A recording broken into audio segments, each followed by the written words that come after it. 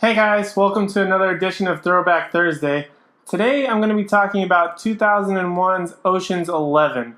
Now this one has an all-star cast. It has George Clooney, Brad Pitt, Julia Roberts, Matt Damon, Andy Garcia. Basically it would take me this entire video just to tell you the cast, so it's a really big cast of such amazing stars.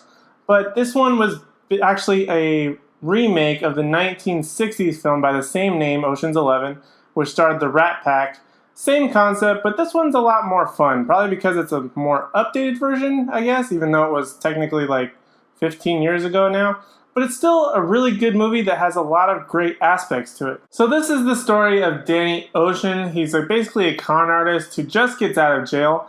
And what do you do when you first get out of jail? You want to go and rob 3 casinos simultaneously. So he puts together a ragtag group. They go to Las Vegas, and that's the plan. They try and rob 3 casinos at the same exact time. Sounds pretty easy, right? Now, the first time I saw this film, I was probably about 10 or 11. I appreciated it for the location. It's in my hometown. I appreciated that it was all of these stars coming together for this massive movie. But that was about it. I wasn't that interested in it. I don't know if it was because I was too young for the film. I don't know if it was because I just wasn't really known to these actors, really. I was obviously into like cartoons, Power Rangers, Ninja Turtles, you name it. But I appreciate it for its value, but I didn't really understand it.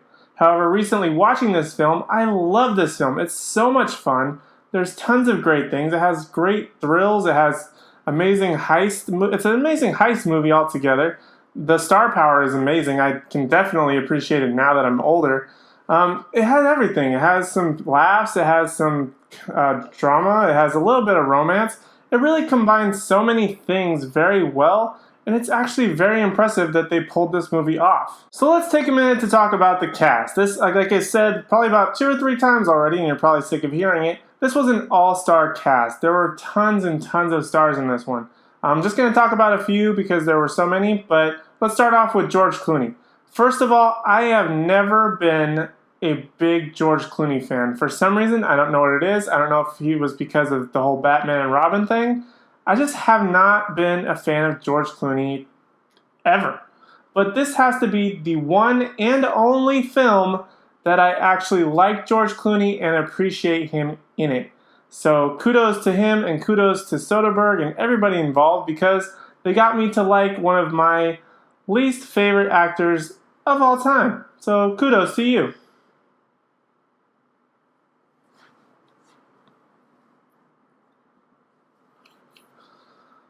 Then there's Brad Pitt, who's always pretty likable in most of his movies.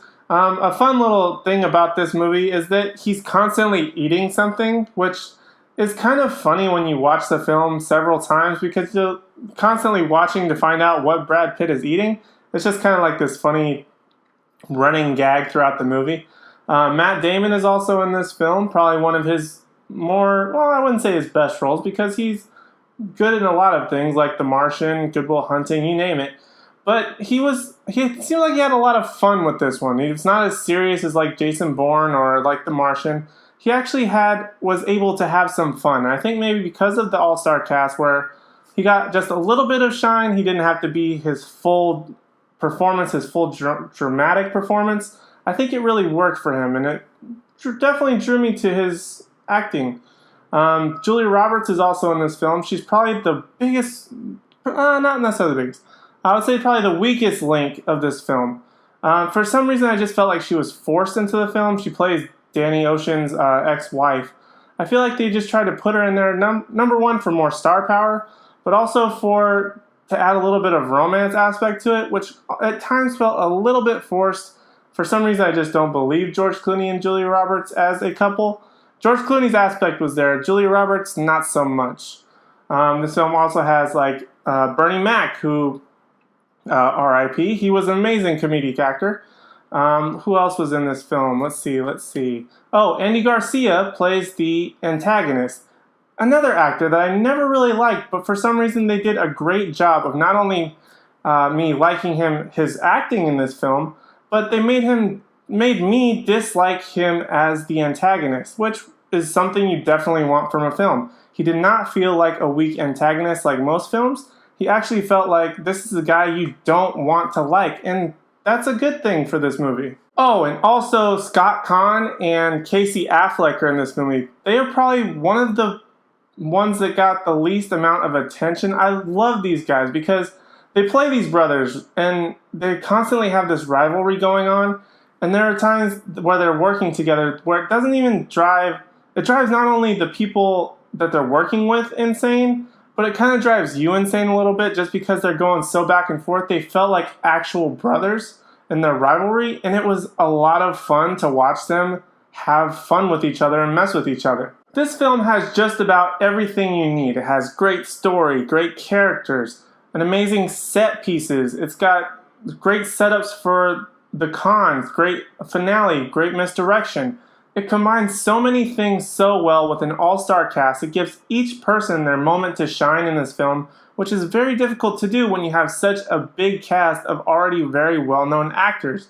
And like I said, they combine these things so very well. It's like a very intricate puzzle that they put together.